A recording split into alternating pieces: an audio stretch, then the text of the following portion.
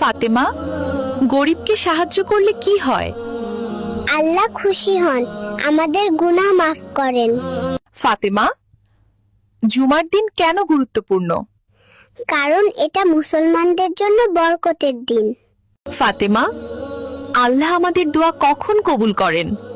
যখন আমরা মন দিয়ে চাই আর বিশ্বাস করি। ফাতেমা, ঘুমানোর আগে কি বলি আমরা? আল্লাহু আম্মা বিসমিকা আমুতু ওয়া আহইয়া।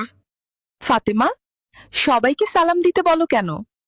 কারণ এতে ভালোবাসা বাড়ে আর আল্লাহ খুশি হন। ফাতেমা, বড়দের সঙ্গে কিভাবে কথা বলতে হয়? ভদ্রভাবে, নিচু গলায় আর শ্রদ্ধা দিয়ে। ফাতেমা, আমরা রোজ 5 ওয়াক্ত নামাজ কেন পড়ি? আল্লাহর কথা মনে রাখতে আর ভালো মানুষ হতে।